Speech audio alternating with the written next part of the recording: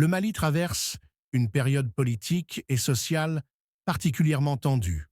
Fin avril, Maintenant, ils ont vu maintenant que ça sera une réussite. La dernière stratégie, c'est quoi? C'est de faire sortir tout le monde de la salle pour dire que maintenant il y a une sécurité. Je crois qu'on ne cédera pas à ça. 2025, la junte militaire au pouvoir a dissous tous les partis politiques du pays. Cette décision fait suite à une conférence nationale organisée sans la participation de l'opposition. Cette conférence a recommandé de maintenir le colonel Assimi Goïta à la tête de l'État pour une durée de 5 ans renouvelable, prolongeant ainsi indéfiniment la transition entamée après les coups d'État de 2020 et 2021. Pour de nombreuses organisations de la société civile, cette mesure marque un net recul démocratique. En réponse, plusieurs partis politiques et acteurs pro-démocratie ont organisé une manifestation pacifique à Bamako le 3 mai. Encadrée par une importante présence policière, cette mobilisation est la première du genre depuis des années. Malgré les menaces d'interdiction, un autre rassemblement est prévu le 9 mai, témoignant d'une contestation persistante contre la prolongation de la transition militaire. Sur le plan des droits humains, des inquiétudes grandissantes pèsent sur le pays. Des experts des Nations Unies ont demandé au gouvernement malien d'enquêter sur des cas présumés d'exécution extrajudiciaire.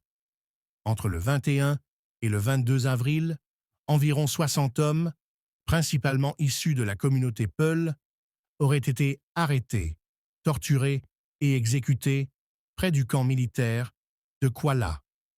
Des éléments russes liés au groupe Wagner seraient également impliqués. Ces faits, s'ils sont confirmés, pourraient être qualifiés de crimes de guerre.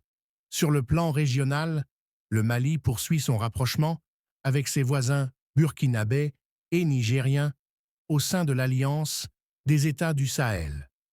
Cette coalition, née de leur retrait de la CEDEAO, prévoit la mise en place d'une force militaire conjointe de 5000 hommes pour lutter contre les groupes armés actifs dans la région.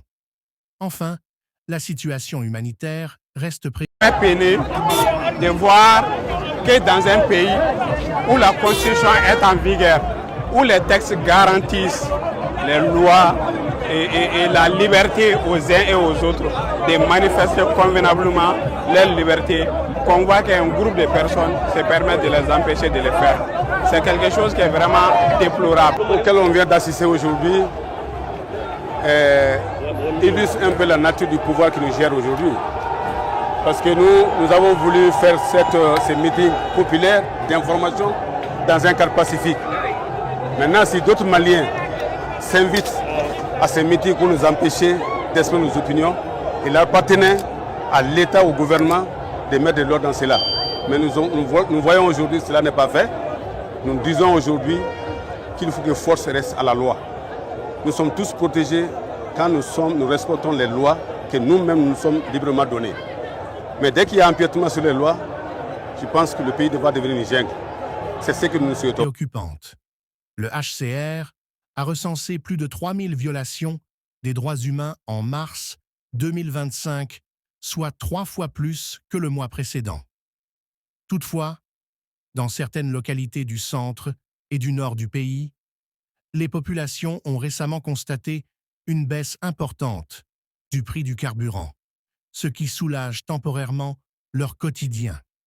Malgré ces tensions, la population continue d'exprimer sa volonté de voir le pays revenir à un ordre constitutionnel, dans le respect des libertés fondamentales.